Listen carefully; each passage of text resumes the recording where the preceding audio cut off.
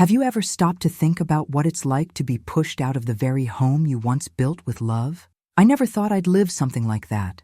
I never imagined that the roof I raised with my own hands, the same roof that once sheltered laughter, tears, birthdays, and dreams, would one day turn against me, as if I were a stranger.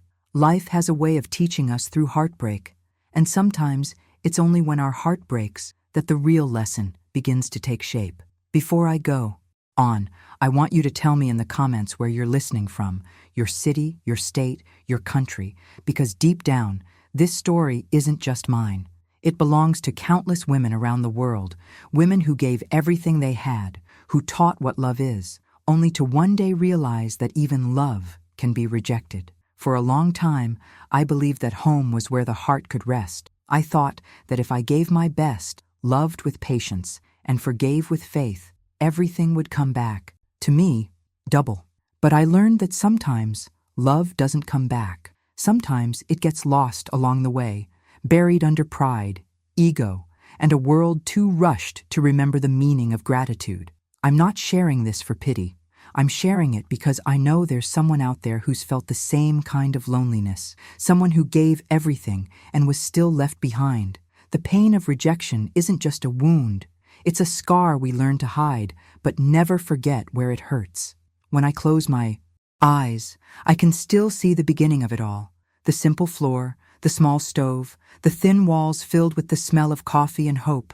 Every brick in that house carried a promise. I remember the first time my daughter ran through the hallway, tripping, laughing, calling, "Mommy." That sound filled my chest. Today, the same space that once echoed with love has turned into silence, a silence heavier than any word spoken in anger. But don't think this is just a story of loss, because when love turns into exile, it's not the end. It's the beginning of a new understanding of what love really means. I had to leave that house to realize that true love doesn't depend on walls. It lives in something no one can take from me. My faith, my dignity, my peace. I know many people will see themselves in what I'm about to say. Mothers, grandmothers, daughters, women who gave everything to keep a family together, only to find themselves being the first ones left behind.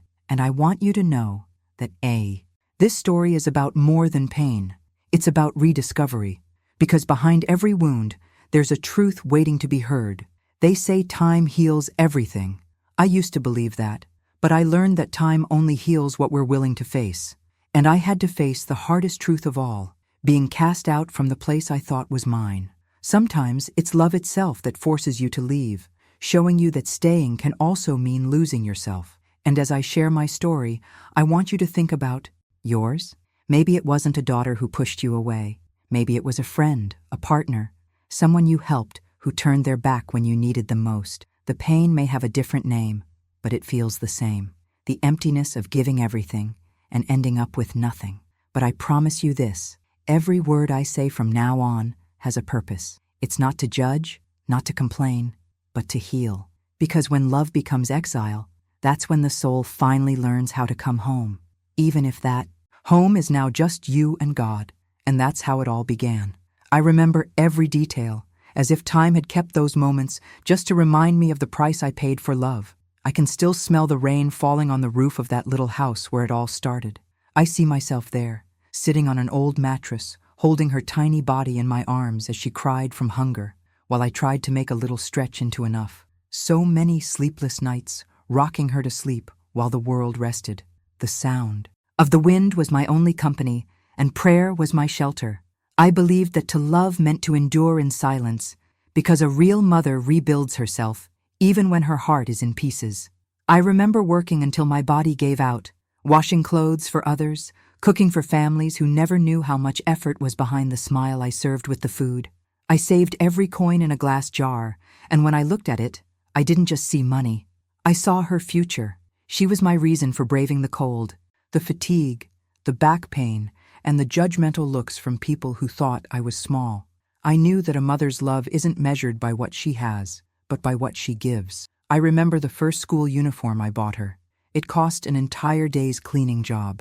When she put it on, I cried, not from sadness, but from pride. In that moment, I saw a piece of my dream walking down the street. I wanted her to have everything I never had: education, freedom, choices. That's why I often went hungry, so she wouldn't feel the lack of anything.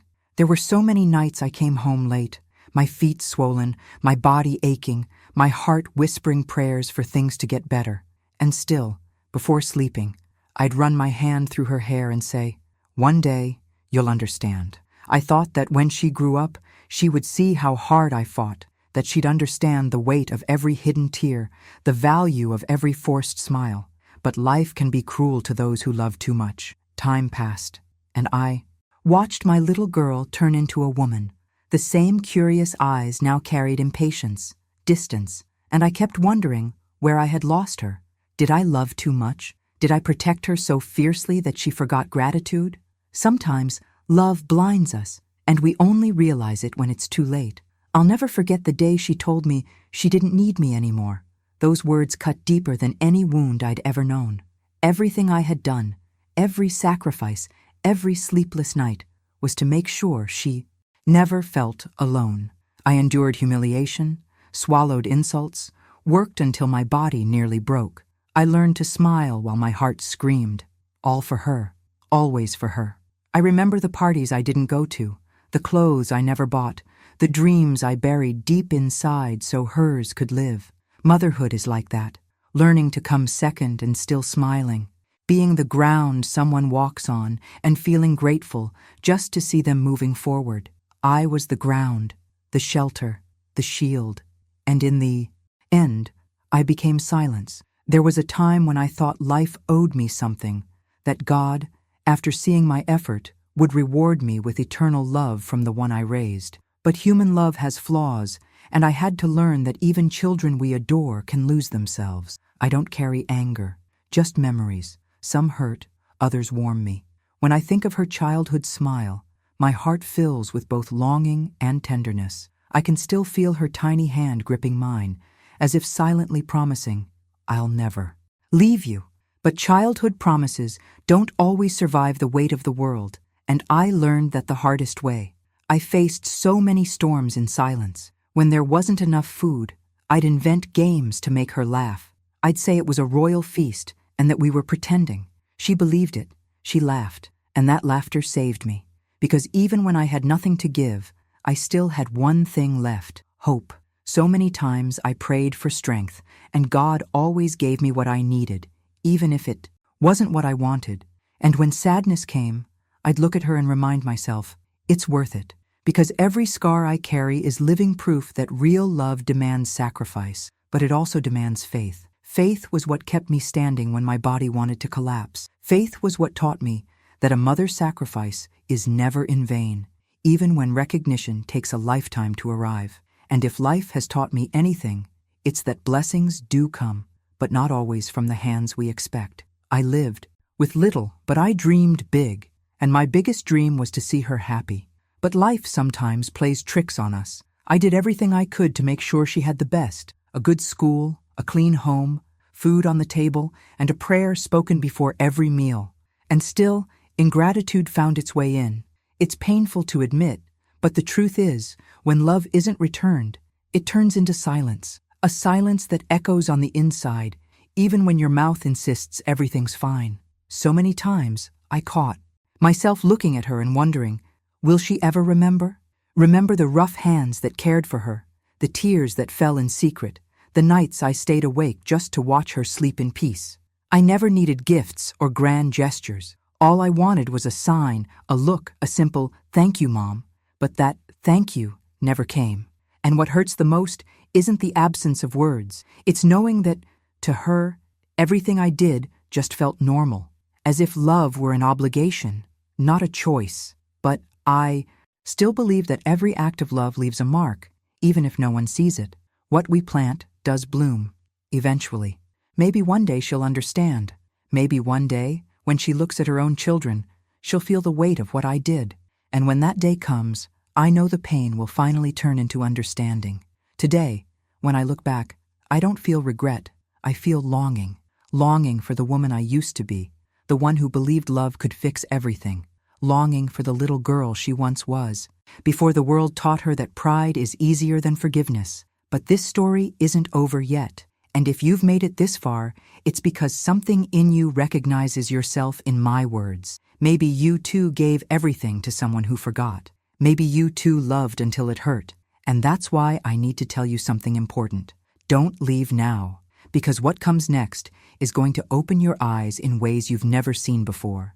And if you're not yet subscribed to this channel, this is the moment to do it. Because what I share here aren't just stories. They're truths that heal, wounds that become strength, tears that turn into wisdom. This is a space where every woman sees herself, where every pain finds meaning. If you've ever cried in silence, been forgotten by someone you loved most, or had to rebuild yourself from the ground up, this is your place. Subscribe now and become part of this community of women who transform pain into power, suffering into faith, and rejection into rebirth. Don't wait. Your new beginning starts here, with me, right now. I started noticing the changes slowly, like feeling the wind shift, but not knowing where it's coming from. It didn't happen overnight. It was subtle, almost invisible. First came the silences, the kind that seem small, but grow longer than any conversation. The daughter who used to tell me everything began answering with short sentences, with eyes that looked away, with a kind of hurry I didn't recognize. And without realizing it, I started walking on tiptoe in my own home, afraid to say the wrong thing, afraid to be a burden. You can always feel when love starts to cool. The tone changes, the hugs lose warmth, the words shrink. I remember sitting in the kitchen, making her favorite coffee, and realizing that, for the first time, she didn't want to sit with me. She said she was busy, that she didn't have time. It was a small refusal, but my heart understood before my mind did. Something was different, and what hurt most was not knowing why. I tried to start conversations, asked about work, about her day, anything that could make me feel part of her life again. But every answer carried the weight of someone who didn't want to be there. It was as if I had suddenly become an old photograph hanging on the wall, someone who once mattered, now just taking up space. I pretended not to notice, pretended it was just tiredness, just a phase. That's what mothers do. We find excuses so love won't hurt as much. I remember the day she came home and didn't look me in the eyes. It hit me like a punch, because when you love someone, the eyes tell you everything. And hers that day spoke of a distance I couldn't cross. I stood there, holding a coffee cup, trying to understand when her affection slipped away. Had I done something wrong? Had I demanded too much? Had my love become too heavy to carry? I never wanted to be a burden. The small things started changing first. She stopped inviting me to go out. She stopped telling me about her plans, her joys, even her pains. Everything I learned about her after that came through other people, or between the lines. And that's what cuts deepest for a mother. To realize her child prefers silence to her advice, distance to her presence. Because the mother who was once a safe harbor suddenly becomes a storm. I could see it in her eyes sometimes. The impatience, the restlessness, the way she looked at me like she'd rather be somewhere else. And the more I tried to get closer, the further she pulled away.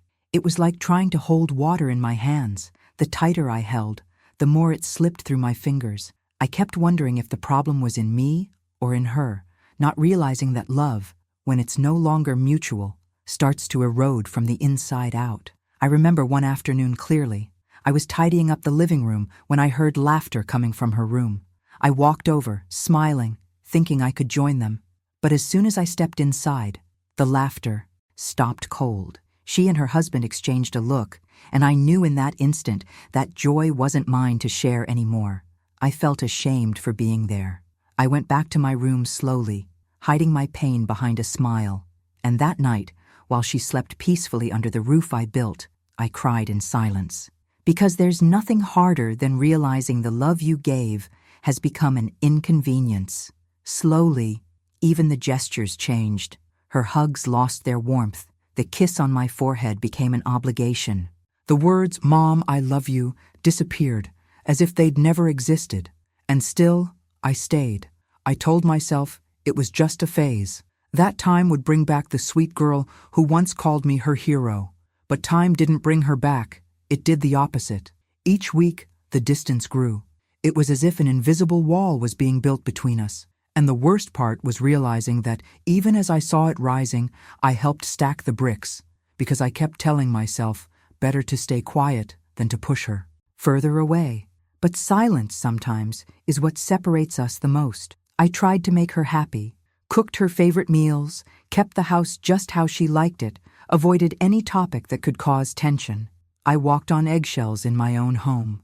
And the cruelest part was that the harder I tried to fit in, the more out of place I felt. It was as if love had moved out and forgotten to leave a forwarding address. One day, she asked me not to give my opinion on anything. She said I'd already lived my time, and now it was her turn to decide what was best for her life, her home. I stayed quiet, but inside I screamed, because there's no such thing as a retired mother. There's no expiration date on love. A mother's heart never stops beating, even when no one's listening anymore. I started to feel like a guest in the home I helped build. Everything that once felt natural began to feel like intrusion. I remembered when she used to come running into my arms at night, afraid of thunder, and I'd tell her nothing bad could happen while she was with me. Now, I was the one afraid to speak, afraid to touch, afraid to bother. Love had switched places. The distance between us wasn't just physical, it was spiritual. I could feel she was carrying something heavy inside, bitterness, maybe anger, and I couldn't figure out where it came from. I tried to reach out with kindness, but she kept raising invisible walls. And the most painful part was knowing I hadn't done anything to deserve it. I had only loved too much. Her eyes, once so warm, began to hold a coldness that froze me from the inside out. And every time she treated me with indifference, I felt a piece of my heart breaking away. No mother is ever prepared to be treated like a stranger by her own blood. The pain is silent, but it's devastating.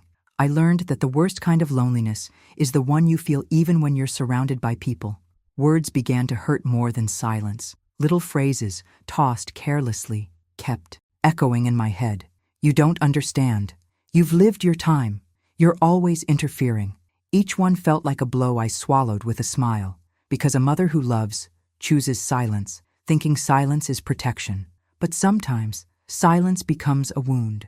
I noticed how much she avoided my eyes. It was as if her gaze accused me of something I didn't even know I'd done. And deep down, I felt she was pulling away not out of lack of love, but maybe because of someone's influence, maybe pride, maybe a voice whispering that I was the problem. And that's what destroys a mother the most, being seen as the villain for loving too deeply. Afternoons that once overflowed with conversation turned into long stretches of emptiness. The coffee grew cold on the table. Words got stuck in my throat, and I kept wondering in silence what had happened to that bond that once felt unbreakable. But that's how life works. Sometimes love doesn't snap all at once. It frays slowly, thread by thread, until it breaks without a sound. And while all of that was happening, I smiled on the outside and cried on the inside, because I didn't want her to see how much she was hurting me. I still believed that if I just stayed the same, she'd go back to being who she was. But love, once it drifts away, never returns the same. It comes back tired, wounded, or sometimes it doesn't come back at all. I know many women understand me right now, because this isn't just a story about a mother and a, daughter. It's a story about generations. It's a reflection of so many mothers who gave everything and got silence in return. So many women who mistook love for obedience, patience for invisibility. And if you're listening to me right now, and you feel someone you love slipping away, stay with me until the end of this story, because what happened next will open your eyes in ways you never imagined. It was around that time that things really started to get heavy. The air in the house changed in a way only those who've lived it can understand. The same home that once smelled of coffee and laughter now felt cold, heavy, filled with words left unsaid. I'd wake up early, make coffee like always, but the sound of silence was louder than any clinking dish. The house seemed to push me out quietly, as if the very floor I helped build no longer recognized me. It was as if every wall was whispering, "You don't belong here anymore." The daughter I had raised with so much love, the same one who'd fallen asleep in my arms 1,000 times, now avoided even meeting my eyes. And her husband, the one I had welcomed into our family like a son, He began looking at me with a mix of impatience and disdain. Suddenly, I was an unwanted guest in my own home. I'd hear whispers, muffled laughter, doors closing harder than they needed to. I pretended not to notice, but every mother knows when something's wrong. I remember one day she came home exhausted, dropped her purse on the couch, and sighed deeply. I asked gently if everything was okay, and she snapped, "Mom, I just need silence." Those words cut deep. Silence. The same silence she'd been giving me without asking. That was when I realized that respect had begun to fade. I stood there, looking at her, trying to remember when my presence started to feel like a burden. Little arguments began to appear over nothing. A towel left out of place, a dish in the sink, an opinion I shouldn't have shared. I, who had always been the foundation of that home, was now treated like someone disrupting its balance. The saddest part was that I tried to understand. I searched within myself for a mistake big enough to explain her behavior. But a mother's love is blind. It would rather blame itself than admit her child has lost her way. One day, my son-in-law raised his voice at me. I can still hear it echoing. He said I interfered too much, that I needed to respect their space. And she stayed silent. She didn't defend me, didn't look at me, didn't say a word. And in that silence, I felt the first true wound. Because when a daughter lets someone speak to her mother like that, something inside her has already died. I remember being frozen in place. His voice was sharp, filled with arrogance, and all I could answer with was a look carrying everything I had swallowed in silence. I thought about speaking, but pain held my tongue. I finally said, "This house was built on love, not on shouting." He laughed, and that laugh was the coldest sound I've ever heard, cut through my soul. After that, nothing was the same. I began to feel watched with every move. If I washed the dishes, they said I was doing it my way. If I cleaned the floor, they said I was meddling. I, who had once been the heart of that home, now had to ask permission just to exist inside it. The house stopped being a refuge and became a battlefield, a quiet war, but a cruel one. One night, I was in my room, hearing the low murmur of their voices in the living room. They were talking about me, saying I was becoming difficult, that I didn't know my place. I lay down and closed my eyes, but I didn't sleep. I stayed there, motionless, my tears soaking the pillow, because the deepest pain isn't hearing what they say. It's knowing that the ones saying it are the same people you loved most. From that day on, every step I took was careful, measured. When I passed her in the hallway, the air seemed to change. She no longer looked at me with tenderness. Her gaze was impatient now, as if I were a weight she was forced to carry. And I began to shrink. I lowered my voice, held back my opinions, made myself smaller, until, after shrinking so much, I nearly disappeared. The cruelest part was realizing that the love that once gave me purpose no longer fit in that space. It was as if every corner of the house reminded me I didn't belong. The living room, once filled with laughter, was now her territory. The kitchen, my sacred place for years, now had rules I was expected to follow. My bedroom was the only piece of ground I had left, and even there, I felt the weight of judgment. I spent more time in silence, trying to understand how love could turn into rejection so fast. One morning, she walked into my room. Her expression was cold, her eyes distant. She said she needed to talk. I knew something bad was coming, but I stayed calm. She said, in a voice that sounded rehearsed, "Mom, you need to understand that this house is mine now, my husband, and I need space."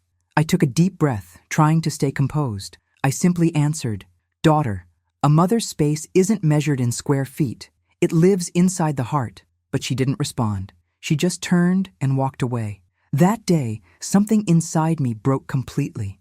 I sat on the edge of the bed, staring into nothing. I didn't cry.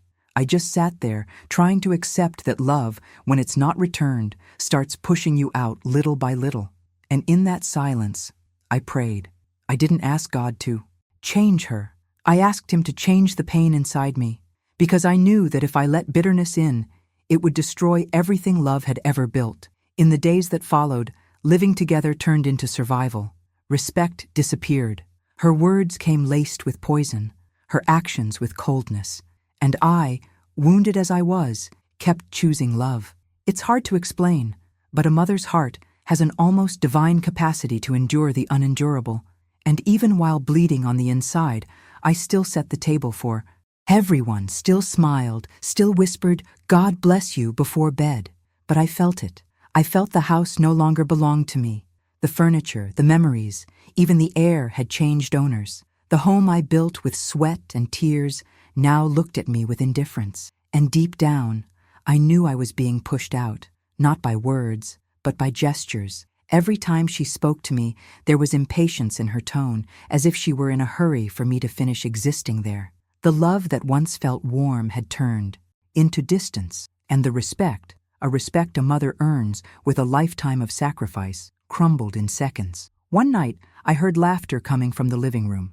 It was them and a few friends. I walked in to offer something, out of habit, out of love, and she said in front of everyone, "Mom, go rest, we're fine." The way she said it, her tone, her eyes, it felt like a shove without hands. I went back to my room with a lump in my throat. I knelt and prayed. I prayed for wisdom not to lose myself. I asked God to remind me that silence can be an answer too. And maybe you, listening to me now, have lived something similar. Maybe you've felt what it's like to no longer be welcome in a place you helped build. Maybe you've felt the emptiness of being forgotten, judged, pushed aside. If so, write in the comments, "I understand this pain," because only those who carry this kind of wound know how heavy it is. I kept living in that house, but it wasn't mine anymore. I was a stranger occupying my own home, and with each day, I felt more invisible. But I learned that when the world tries to quiet you, God hears you more clearly, and that quiet faith is what kept me standing, even when everything seemed to be falling apart. Time went by, and I noticed she avoided being in the same room with me. Family meals ended, conversation stopped. What remained was a cold hallway between two worlds, hers and mine, and in that empty space, between love and rejection, I discovered what true loneliness is. What I didn't know was that the worst was yet to come, that love, when misunderstood, can become the reason you're cast out, that the same home that once sheltered my love would one day become the stage for my pain. I will never forget that day, the day I looked toward the door of the house I had built with so much love, and saw my suitcases there, as if I were an unwanted guest. The sun hadn't fully risen, and the air carried a heavy silence, the kind that comes before a pain you'll never forget. The floor felt cold, my heart even colder.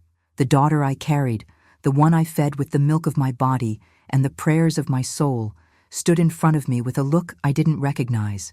It was the look of someone who had erased her own origin.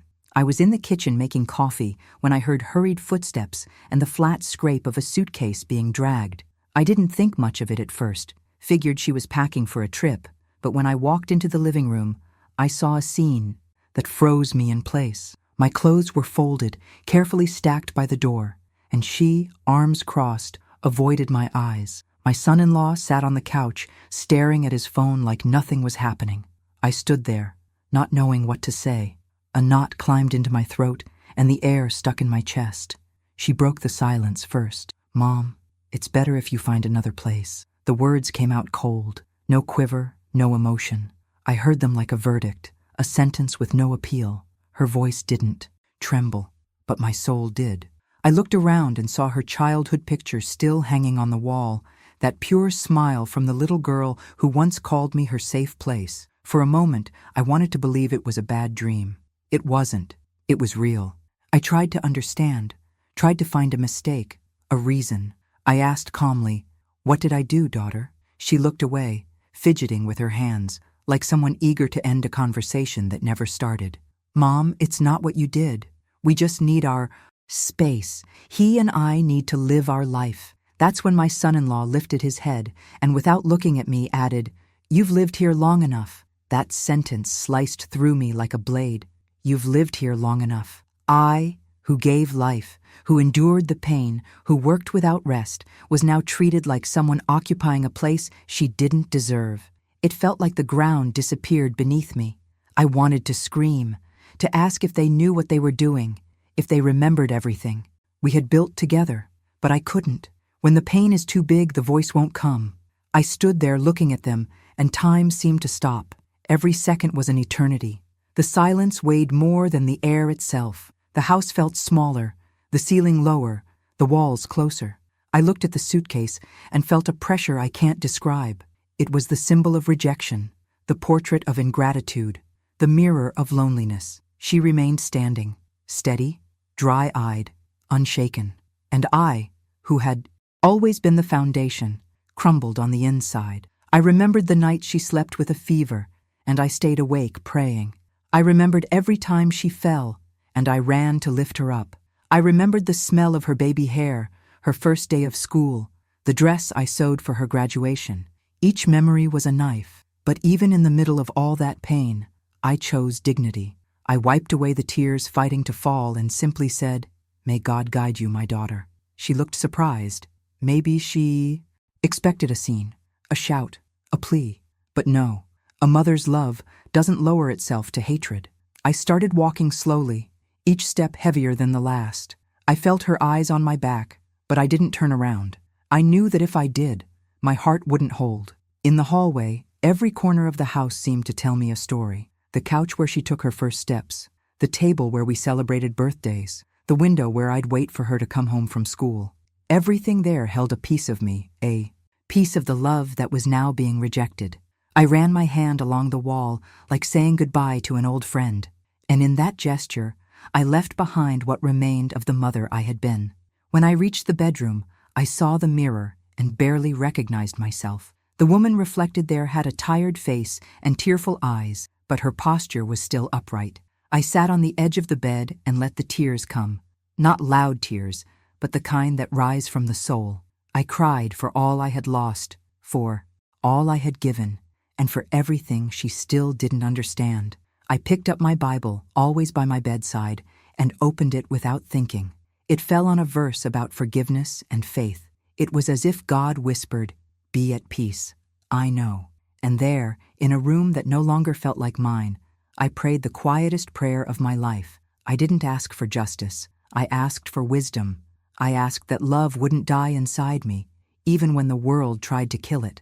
As I prayed, I heard the door close. She had left, and the silence that followed was the cruelest I've ever known. It was the sound of absence, of rejection, pure pain.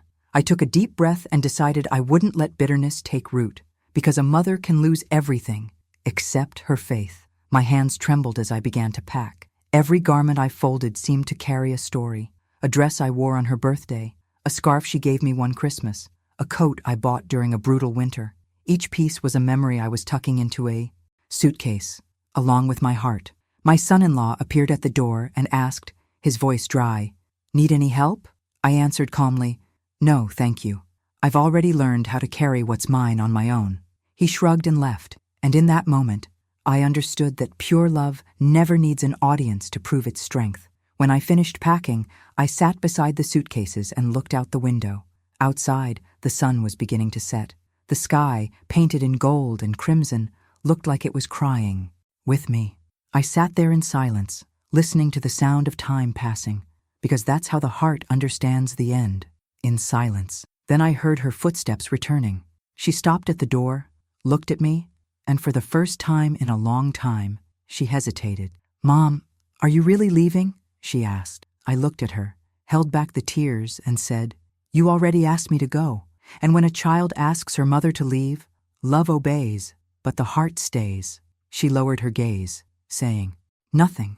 I stood, walked toward her, and before stepping through the doorway, I placed my hand on her shoulder and said, "I bless you, my daughter. May life teach you what I tried to teach with love." She didn't answer. She just stood there, and I walked out. The sound of the door closing behind me echoed like a period at the end of a long sentence. But deep down, I knew this story wasn't over, because a mother's love doesn't end with goodbye. It waits, it prays, it forgives. As I walked down the street, with the weight of my suitcases pulling at my arms and my heart even heavier, I felt the wind on my face. It was cold, but it brought a strange sense of peace. Maybe it was God whispering that sometimes you need to be pushed out to realize that home has always lived inside you. And if you're listening to me right now, if you too have been pushed out of someone's life, someone you loved deeply, write in the comments, I know what it's like to be exiled from my own love, because this story isn't just mine. It's the story of countless women who gave everything and got silence in return. Stay with me until the end, because what happened after that day completely changed the course of my life. And maybe, when you hear what came next, you'll find the strength you thought you'd lost. I walked away, my arms heavy with bags and my chest carrying something even heavier. The street greeted me with that kind of wind that seems to know the name of your scars. I walked slowly, each step like a silent prayer, each corner like a memory that refused to fade. I looked up and saw streaks of light breaking through the clouds, and I remembered the first time I carried my daughter to the doctor in the rain, holding a crooked umbrella in one hand and her tiny body in the other. I saw myself younger then, stronger, more hopeful, my whole soul devoted to motherhood, carrying childhood in my arms and the future on my back. The city looked the same, but I wasn't. Love had changed its address, and I was learning, the hard way, the art of letting go, that harsh lesson life reserves for mothers who have loved past their limits. I walked along the same sidewalk where, years before, I had taught my little girl how to cross the street, always reminding her to look both ways. Now it was my turn to look both ways, not for cars, but for pain and faith, the pain of losing a place and the faith not to lose myself. My heart throbbed, but I kept walking because giving up has never been an option for someone who learned to survive with little and turn crumbs into a feast of hope. The wheels of my suitcase scraped against the pavement with a sound that seemed to mark the rhythm of my new beginning. I passed a shop window and caught my reflection. A woman with steady steps and tired eyes, but a dignity that rejection couldn't take away. I remembered the day my daughter scraped her knee and I blew on the wound, telling her the pain would pass. Today, I was the one, bleeding inside, and there was no one to blow on the bruises of my soul. Still, I walked with my head held high, because dignity is the last blanket of those who have lost their roof. With every block, memories came flooding back. The bread we shared when money ran out, the nights I sat beside her repeating multiplication tables, the little notes of encouragement I hid in her notebook, the first time she called me strong. And I thought about how ironic it was. The same strength that kept me alive was now the strength I needed to keep from breaking under goodbye. Motherhood, I realized during that walk, is a journey of coming and going, where your arms stretch until they become a road. You learn to let go when the world pulls, to stay quiet when your heart screams, to bless when everything inside you wants to complain. I smelled coffee coming from a bakery and remembered our morning ritual. I'd wake before sunrise, warm the water, toast the bread, set the table with care. Now, the table was far away, and the coffee was just a scent in the air. I went inside, bought a small cup, and sat by the window. No one there knew my story. No one imagined I was crossing a desert on the inside. And for a moment, it felt good to be anonymous. The pain felt lighter without witnesses. I closed my eyes and gave thanks for still being able to taste the simple things. Even wounded, I could still recognize the grace of being alive, of breathing, of having legs to walk, and faith to keep from drowning. Faith, I realized, is like a thread you cling to when the ground turns to water. It doesn't change the past, but it changes how you walk through the present.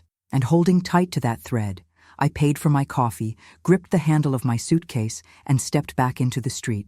I walked past the school where my daughter once studied. The gate was closed, but I could almost hear, like an echo from long ago, the laughter of recess, the shouts of girls running, the rhythm of joy. I remembered waiting for her outside, my heart beating to the same rhythm as her footsteps. "Mom, I got an A today," she'd say, and I'd smile that smile only a mother who loves without measure knows. I celebrated every A as if it were mine, every scraped knee as if it were my own wound. Motherhood had taught me to live two lives at once, mine and hers. And maybe that's the root of this necessary detachment, learning to let the life you helped build walk on its own, even when it tears you apart, even when that life denies you shelter. Emotional distance hurts, rejection hurts, but real love was never meant to imprison. It was meant to set free, even while bleeding.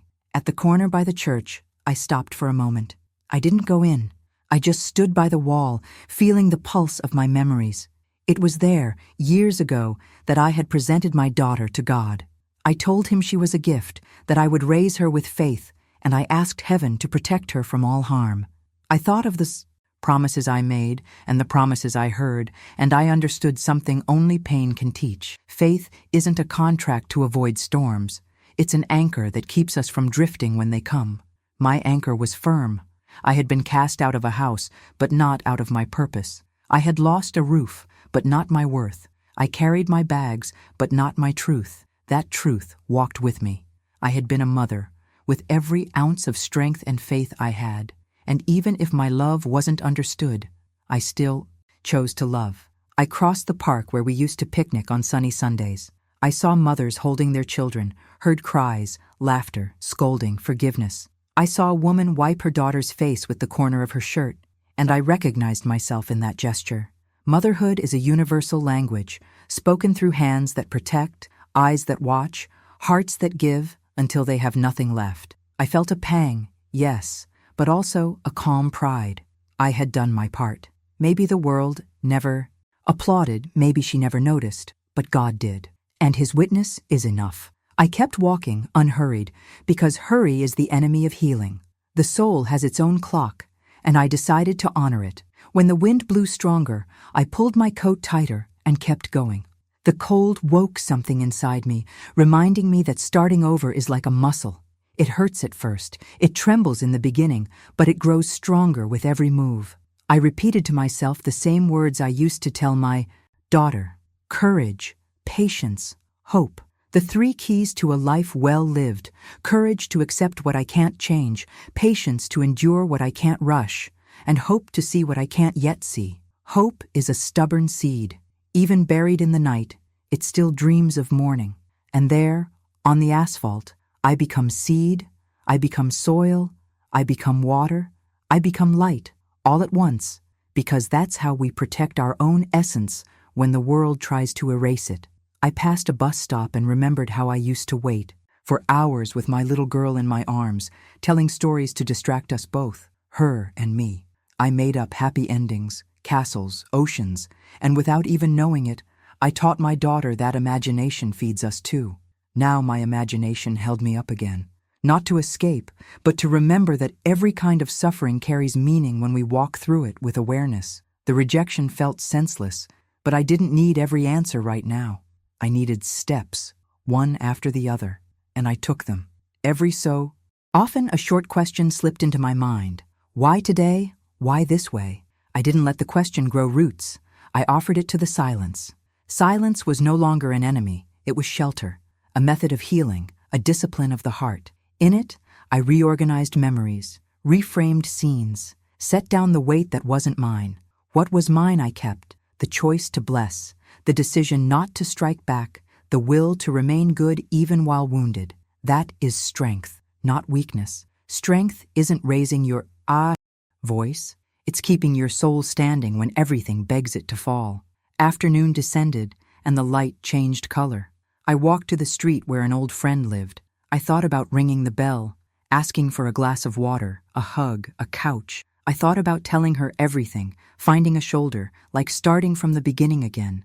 But I kept going. Something in me knew this walk needed to end with just me and God. So I went on. Quiet tears on my face, in my eyes, a gleam. Recognize the shine of someone who, even hurt, refuses to let go of her own kindness. The world is hard on those who love big, but the reward for kindness is inward, secret, steady.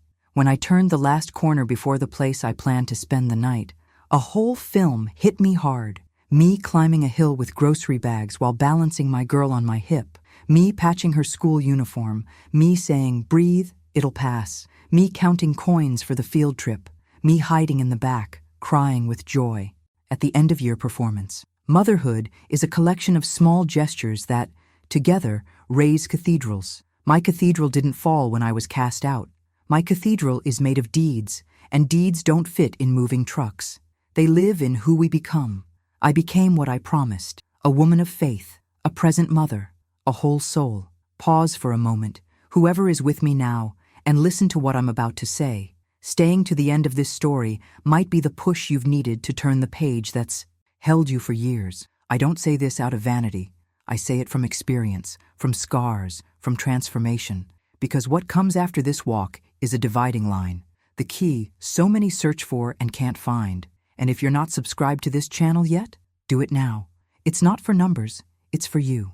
Here, every week, we take your pain and hand it back as strength, your rejection and give it back as a new beginning, your loneliness and return it as community.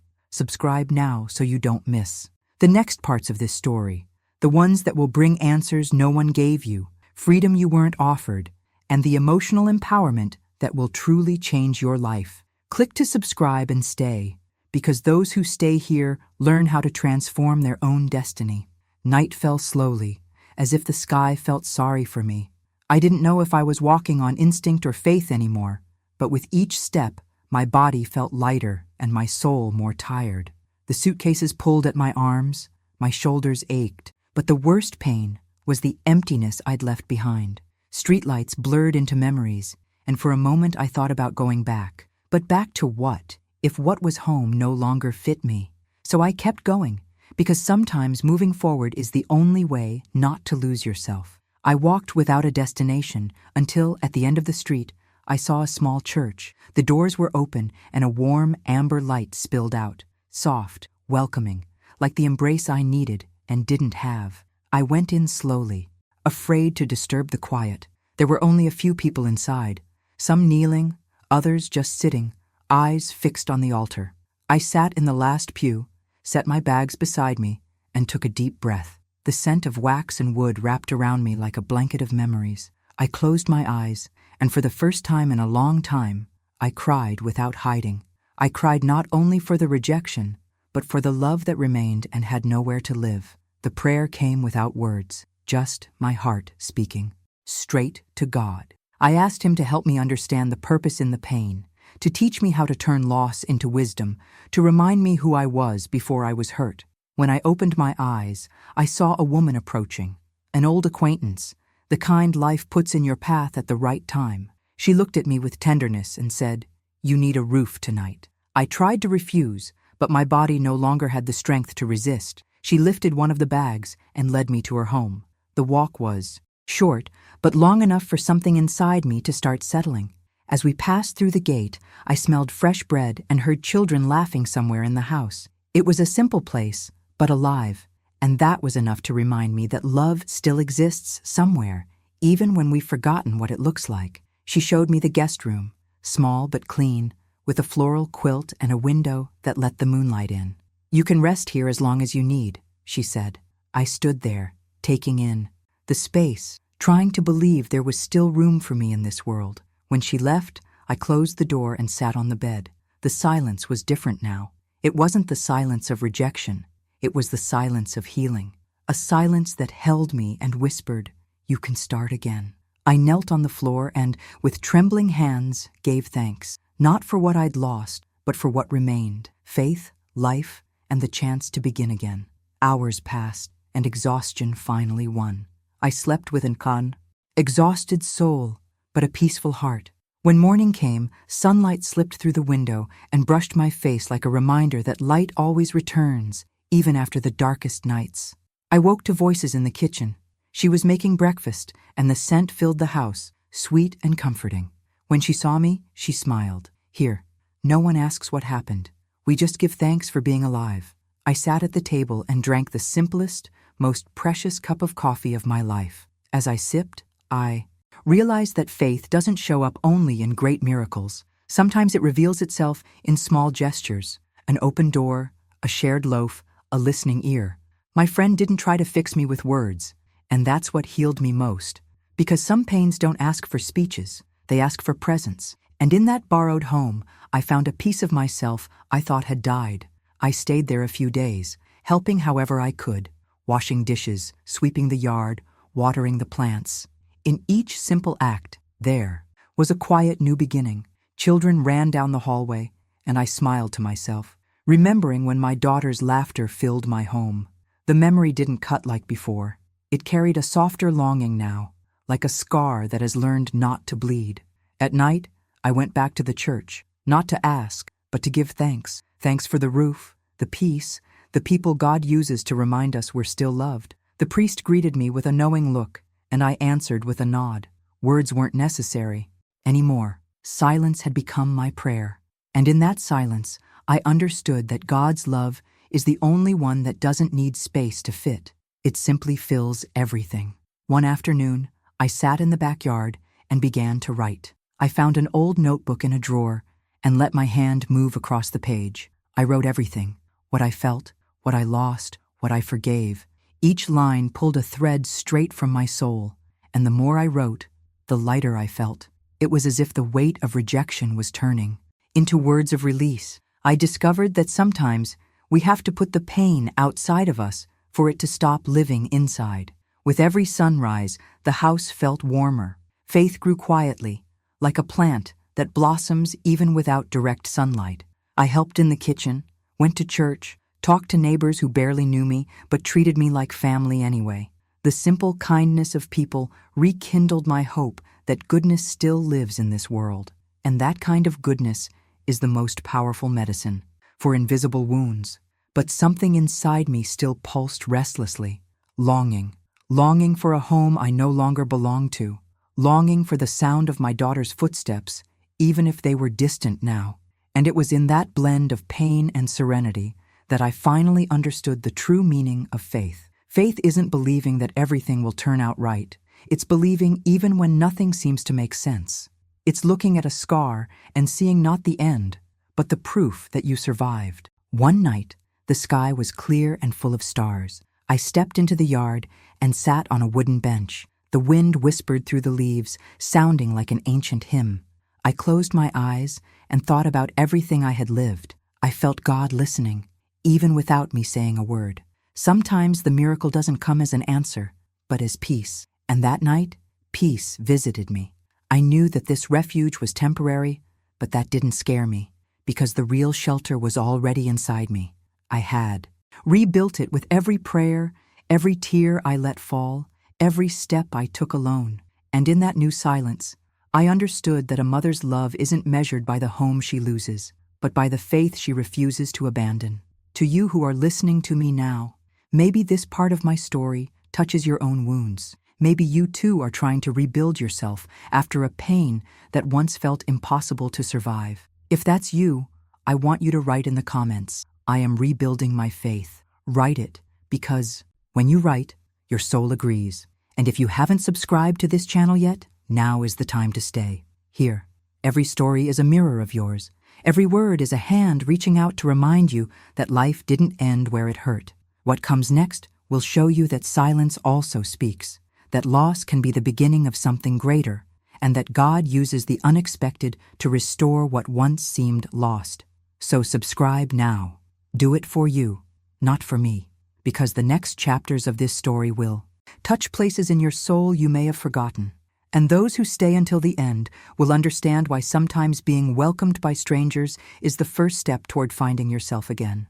I woke before the sun, with that feeling that something inside me was asking for answers. The silence of that borrowed house had a comforting weight, not the kind that crushes, but the kind that holds. I gave thanks for another day, washed my face slowly, breathed deeply, and let my memory take me back to that narrow hallway in my old home, the dry sound of the door closing, the tremor in my hands as I walked down the street with my suitcases. I had blessed my daughter and moved forward, but a blessing doesn't erase the questions. Sometimes, peace arrives first, and understanding only catches up later. Faith held me steady, yet my heart still longed to understand where her coldness came from, as if truth, once revealed, could heal a deeper layer of the wound. That afternoon, I went back to the old neighborhood to retrieve a small box of memories I had left in the top of my closet. I had arranged with the neighbor to slip in quietly, take the box, and leave unnoticed. As I stepped through the gate, I felt the same breeze that used to visit that yard, smelled the damp earth, heard the wooden boards creak in the sun. I entered the room that had once been mine without touching much, like stepping into a chapel. The box was there, just as I had left it.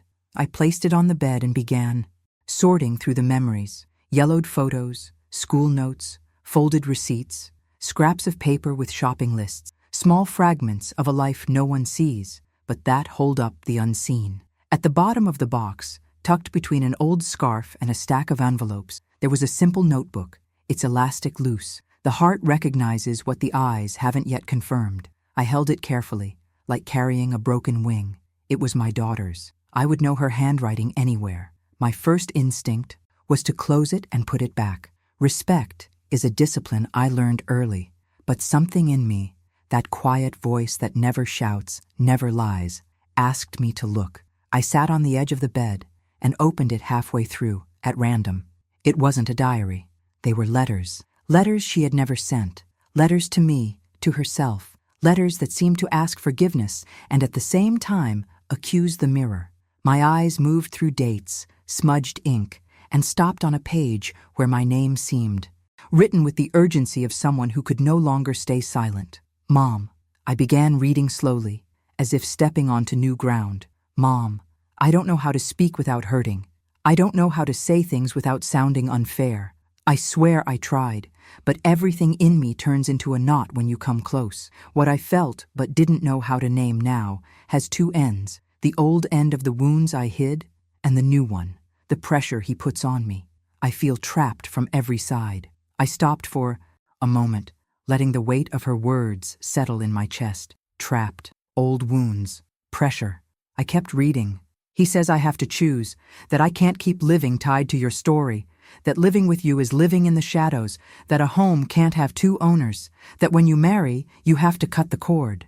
I tried to explain that you're not a shadow, you're a root. He doesn't understand roots.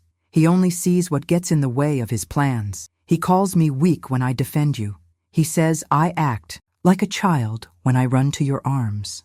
I breathed deeply. His image became clear in my mind, the clipped phrases, the short laugh, the impatience. But between his words, I could also hear my daughter's cry. I kept reading. I also blame you, and that hurts as I write it. Small blames, maybe, but they turned into walls. When I was a child and asked you to stay, you went to work.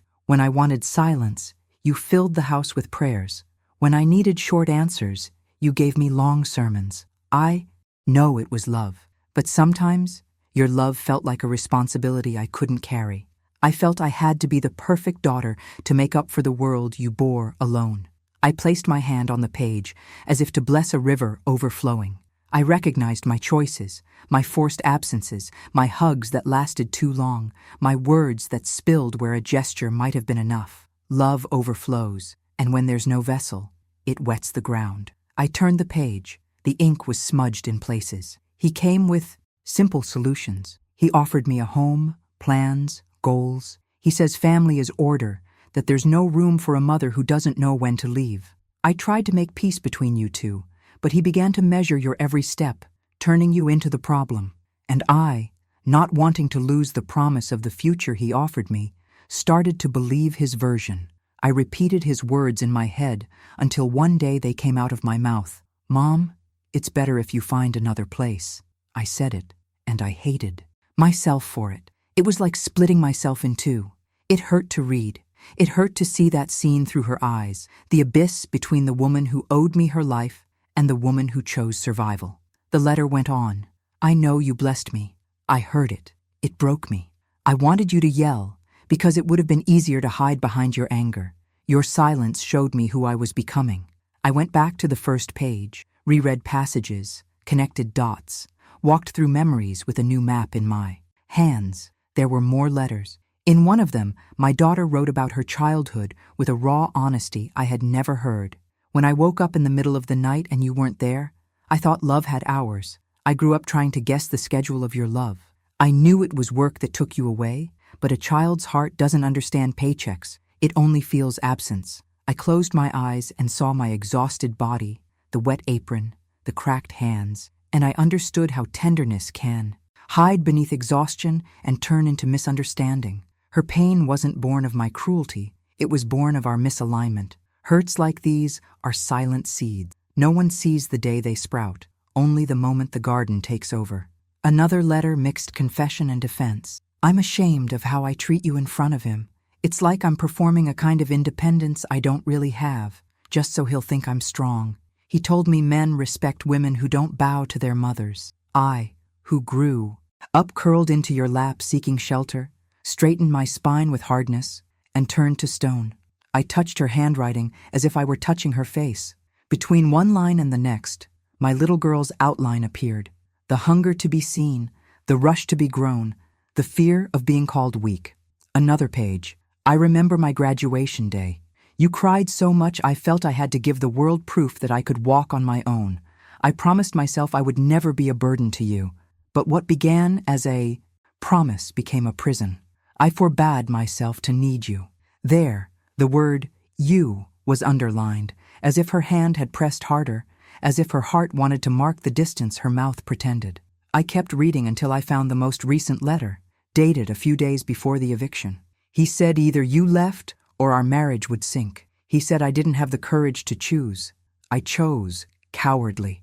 I pushed you out to try to keep a roof. I tried to convince myself it was only temporary, that I'd ask you back later, that later.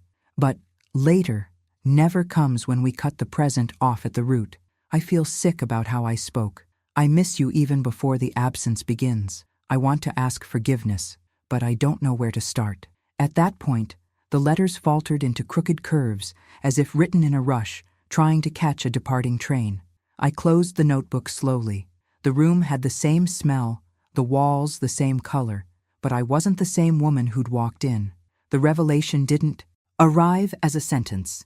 It came as a mirror. I saw his hand pressing from the outside, her knot tightening from the inside, my own story pushing without meaning to. I saw a marriage trying to be a fortress and using me as currency. I saw her childhood demanding debts that weren't debts at all, only gaps. And in the middle of it, I saw love, poorly dressed, asking to pass. I didn't feel innocent or guilty. I felt human, and I felt compassion for my daughter with a new weight, no longer ripped by fresh pain, but filled with understanding.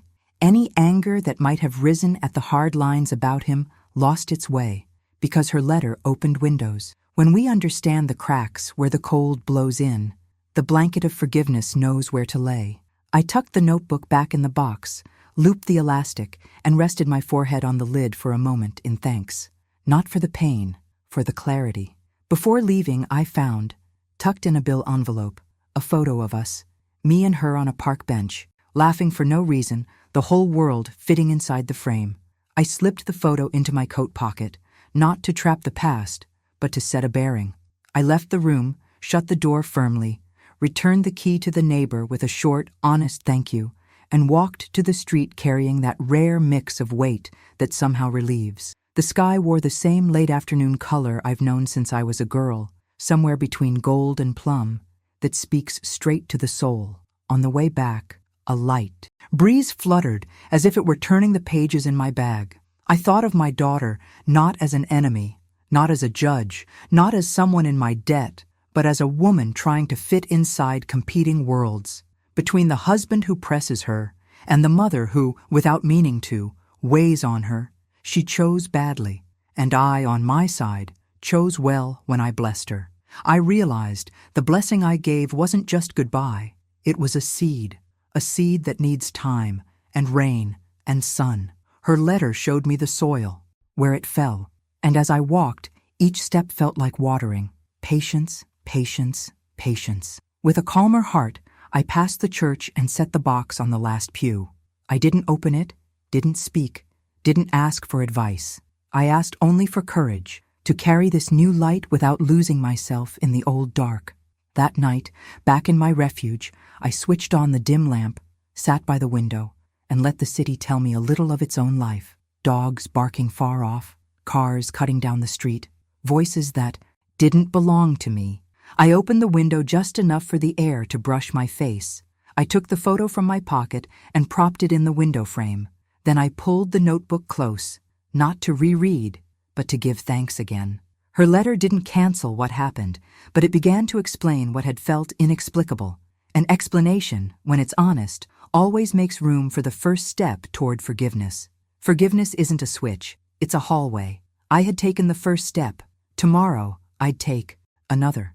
No rushing, no demands, no dramatics. Some wounds heal with time and truth, and now I had both. I lay down, and through the slit in the curtain watched 3 aligned stars. In another season, I would have begged for a quick miracle, a triumphant return, a movie scene embrace. Today, I asked for staying power.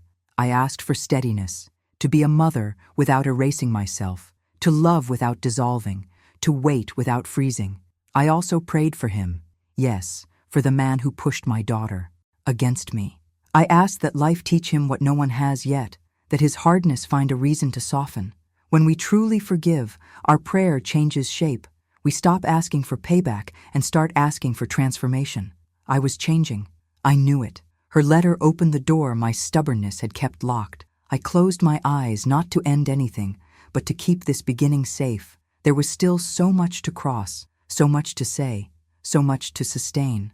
The night moved gently, and when the first light touched the window ledge, I was already sitting again, the notebook in my hands, ready for the next step this revelation asked of me.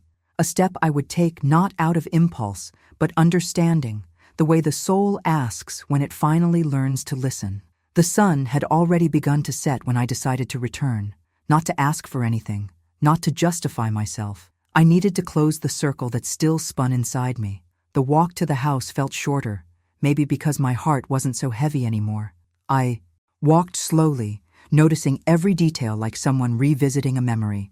The trees were taller, the sidewalk more worn, the gate still the same.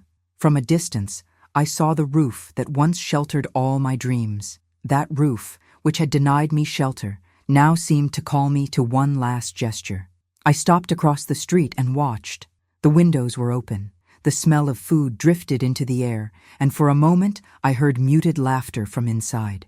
My skin prickled. It was her voice. I closed my eyes and breathed deep.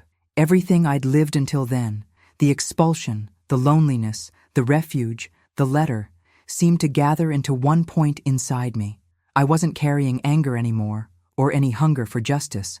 I wanted only peace. The letter had shown me what the silence had hidden. There was no more room for hatred. Resentment had grown tired of living in me. So right there, in front of the house, I let my body be still and my soul speak. I knelt on the sidewalk. The concrete was cold and rough, but my heart was warm. The tears came easily, calm and gentle, like a good rain soaking dry ground. I looked up at the sky and whispered, "Lord, thank you for teaching me to love, even when love doesn't return. Thank you that pain didn't kill my faith. Today, I give back to life everything that wounded me, and I turn it into prayer." The words came on their own, without rehearsal. I no longer needed to find meaning in the pain. I just needed to bless the ones who hurt me. I looked at the house again. The curtains stirred in the breeze, and in their quiet dance, I felt her there. The little girl I carried in my arms, who slept on my chest, still lived in that place, even if her grown body had pulled away. I reached out my hand, as if touching an invisible memory, and whispered, "Daughter, I forgive you. Not because you asked, but because my love doesn't need an invitation to stay. It lives in my soul, and that is where I keep you." In that moment, time seemed to stop. The wind rose, as if the sky itself were answering my prayer. Peace settled over me like a light shawl, and for the first time since it all began, my chest didn't hurt. It was as if forgiveness had loosened the knots in my spirit, making room for love to breathe again. I stayed there, on my knees, remembering the details that once tortured me and now only taught me. Every moment of pain seemed to have gained new meaning. The day I was cast out, the suitcase by the door, the cold words, all of it was part of the path that had brought me here. I realized that forgiveness isn't forgetting, it's understanding. It's looking at the wound and learning what it came to teach. And in that moment, I learned that true love is the kind that blesses, even while it bleeds. I stayed silent for a while, hearing only the sounds of the street, a dog barking in the distance, a child laughing somewhere, the world moving on, indifferent to my surrender. But inside me, a whole world was rebuilding itself. I felt my soul rearranging, my heart beating again in peace. And there, on the same sidewalk where I once would have felt humiliation, I found redemption. I rose slowly. My knees ached, but it was a good pain, the pain of someone who knelt and rose in faith. I brushed the dust from my clothes, wiped my face, and took a few more steps. I looked again at the gate and smiled, not the smile of someone who had won, but of someone who had understood. Understanding is the quietest kind of victory. At that instant, I felt how freeing forgiveness truly is. It doesn't free only the one who forgives. It also frees the one who is forgiven, even if they don't know it yet. Because forgiveness is an invisible current that travels through time and touches the other, even from afar. And I knew somehow she would feel it. Maybe that night, maybe in a dream, maybe in a shiver she couldn't explain, but she would feel it.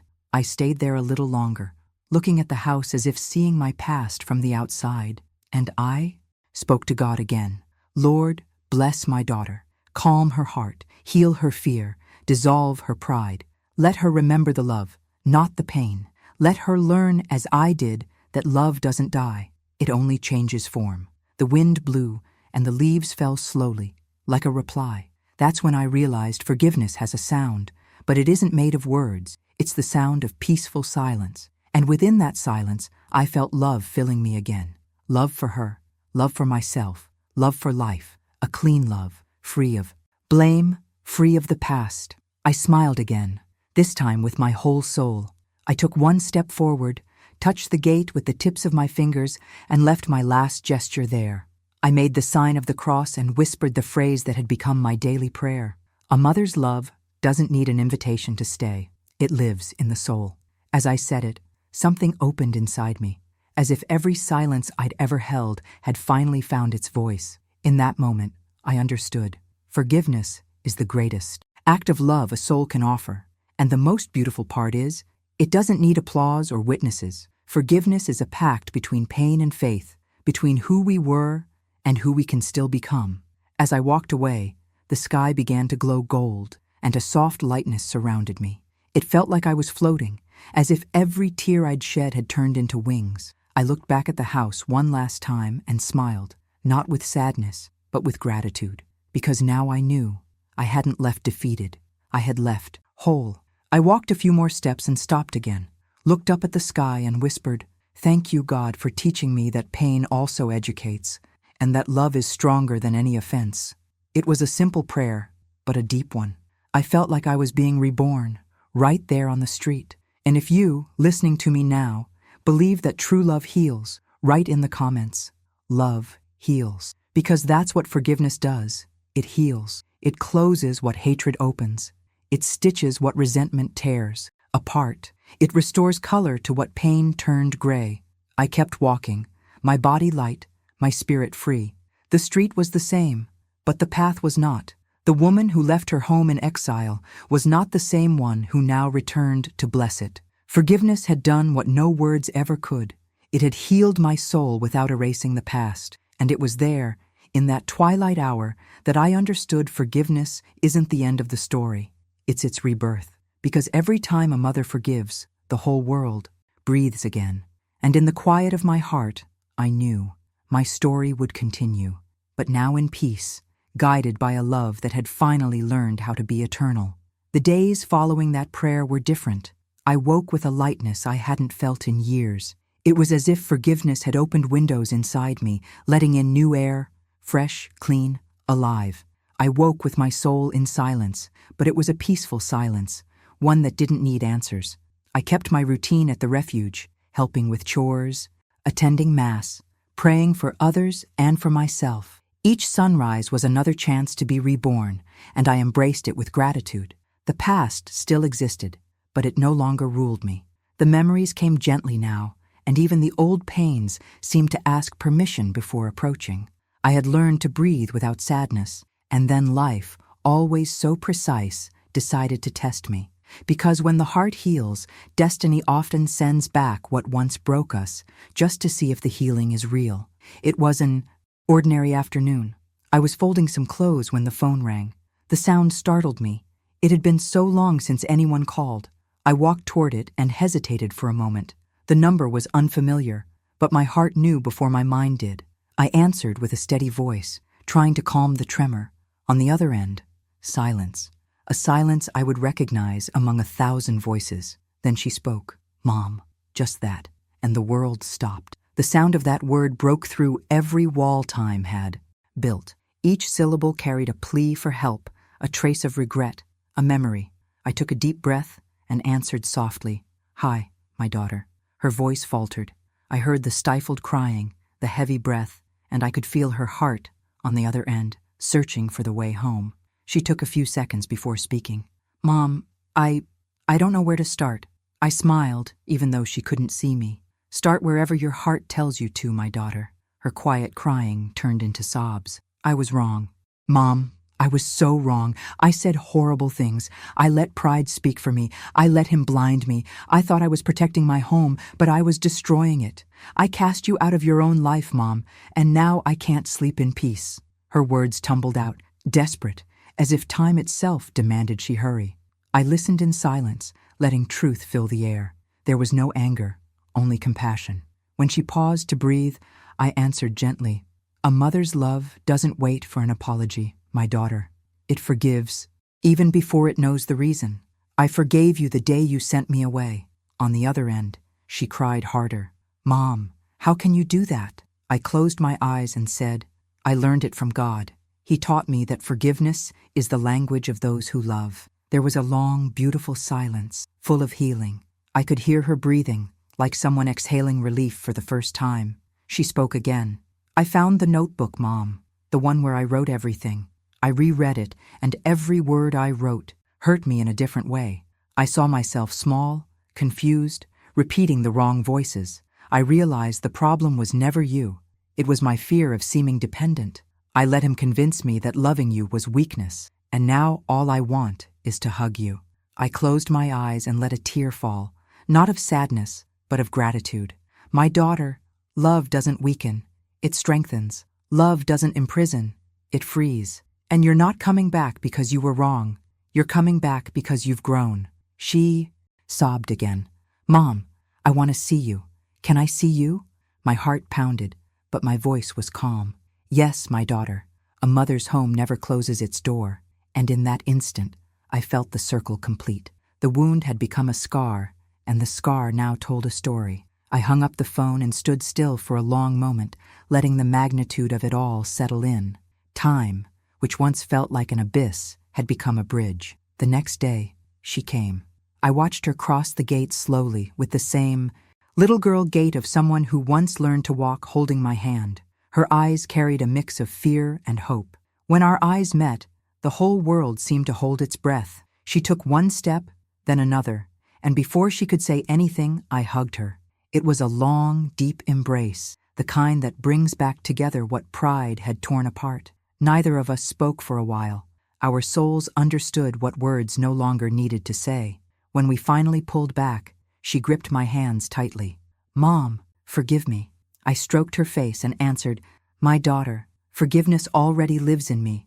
You just came to collect it." She cried again, and I wiped her tears the way I did when she was a child. Her face, now grown, still held the same trace of innocence time can't erase. "Mom, I wish I could go back." I smiled. "We don't go back, my daughter. We start again." We sat together on the porch. The sun was sinking, painting the sky gold, and I realized the same evening that once witnessed our goodbye was now watching our reunion. She began to tell me what happened after I left. She spoke about fights with her husband, the loneliness that swallowed the house, the nights she tried to pray and couldn't. "It was only when I was alone that I understood what you always said. Home isn't walls, it's presence."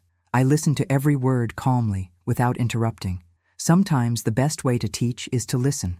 She told me that after reading the letters, she tried to find me several times, but fear froze her. "I thought you wouldn't want to see me." I squeezed her hands. "My daughter, a mother doesn't give up.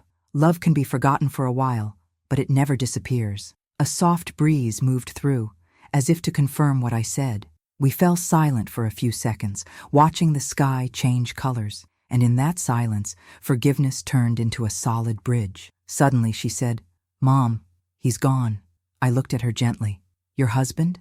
She nodded. "He left, said he couldn't live with the weight of the past. I tried to make him understand, but I think he needs time too. I'm not angry, Mom. I feel sorry for him."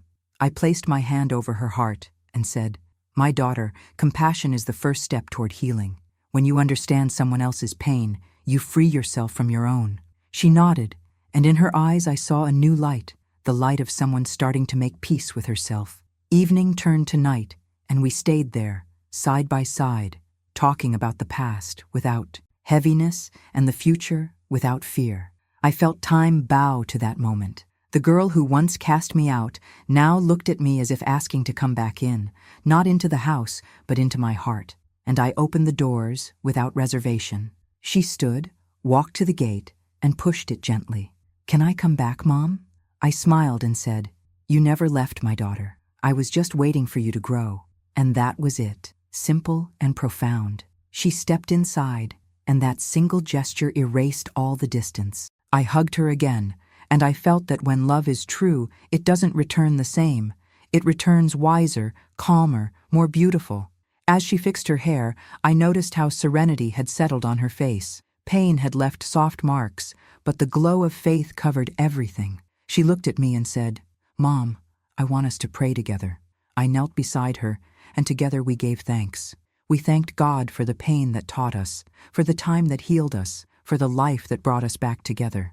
The tears came, but they were different now. They were tears of peace. The phone still rested on the table, silent, a quiet witness to a miracle.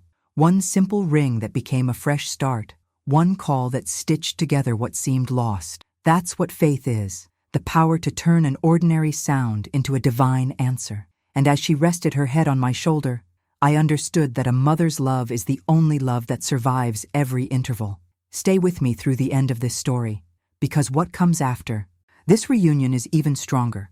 It's when life proves that true forgiveness not only reconciles two people, it rebuilds destinies. There are pains that arrive without warning, like sudden storms that sweep the ground and rip up what seemed secure. And there are pains that ripen slowly, born of silence, small distances, words never spoken. Some of those pains become part of us, not as open wounds, but as marks that teach. I learned that every pain carries a purpose, that nothing is random when your soul lives under God's gaze. Sometimes He doesn't spare us the storm, but He teaches us how to dance in the rain. Other times, He allows us to be cast out of places where love stopped growing so we can bloom in peace, on new ground, with deeper, stronger roots. For a long time, I fought against goodbyes. I believed that losing meant failing, that someone else's silence meant the end of my worth. Today I understand that love isn't measured by how long it lasts, but by how it transforms us. When love finishes its work, it doesn't die. It changes form. It draws back, matures, and blooms again in the right place, at the right time, carrying the fragrance of wisdom. That's how it was for me, and that's how it is for anyone willing to surrender their story into God's hands. Life is a field of trials, but it's also a garden of lessons. Every loss, every tear, every unanswered why turns into nourishment for the soul's growth. What once looked like injustice later reveals wisdom. What once felt like punishment shows itself as preparation, and what used to hurt becomes a blessed memory. God never takes something away without intending to give us something greater, but He only places the new in our hands when we let go of the old. There are expulsions that are deliverance. Sometimes He lets us be pushed out of doors that wouldn't open any other way, because a comfort zone, when stretched too long, becomes a disguised prison. And God doesn't want us captive to anyone or anything we once called love. He wants us whole, free, strengthened. So He leads us, even when we don't understand, along paths that look like deserts, but hide flowers born of faith. I learned to give thanks for the pains that drove me to pray. The ones that brought me to my knees also taught me to look up. And every time I close my eyes and remember the tears, I realize they washed not only my face, but my soul. No tear is wasted when it waters the right ground. And the right ground is a heart willing to begin again. Maybe you were rejected, forgotten, unfairly judged. Maybe you loved someone who didn't know how to receive your love. But hear me, that doesn't make you smaller. It refines you. Gold is tested in fire. And every woman who walks through rejection and chooses forgiveness carries a glow inside her that the world can't extinguish. The glow of someone who survived a lack of love and still believes in goodness. The glow of someone who learned that faith is stronger than any wound.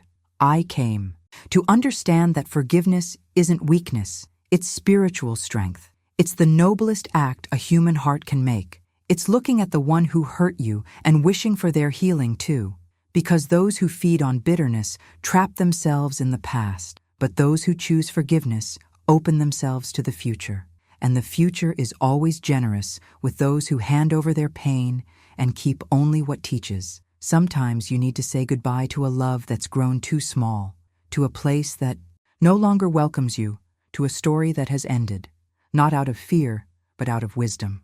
God moves us not to punish, but to protect. He knows what our eyes can't yet see, and that's why, even in the hardest departures, there is a divine touch guiding the way. Nothing is in vain. Every step, every ache, every tear holds a hidden purpose, and that purpose always points toward healing. Today, I know that peace is understanding life didn't get it wrong with us, that everything happened the way it needed, so we could become who we are now, that the time for crying has passed, and the time to bloom has arrived. The pain wasn't a sentence, it was a calling to grow, to mature, to awaken a faith that had been sleeping. While the world rushes on, a wise heart learns to wait. It learns that answers don't come in the shout, but in the silence. It learns that true love is the kind that remains, even when everything else collapses. It learns that God's presence is quiet, but constant, and that even when it feels like absence, it's actually care. I look back and see how many times God protected me disguised as loss. I see that the farewells that took the ground from beneath my feet were the same ones that taught me to fly.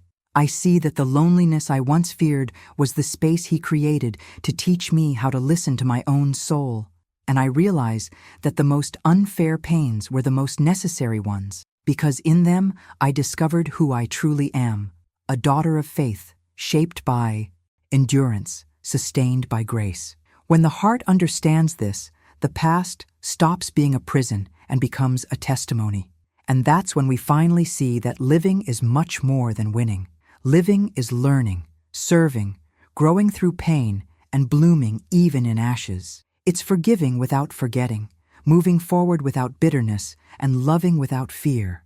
It's understanding that every pain has a purpose, and maybe the purpose of your pain right now is to make you look within, to see how much you've grown, how much you've survived, how much silent strength still lives inside you that the world needs to see. Pain didn't come to break you. It came to reveal you, because only those who cross the desert with faith truly understand the worth of rain when it returns. A mother's love, a woman's love, a soul's love, they all have one thing in common. They endure. Even wounded, they keep loving. Even tired, they keep praying. Even in pieces, they keep believing.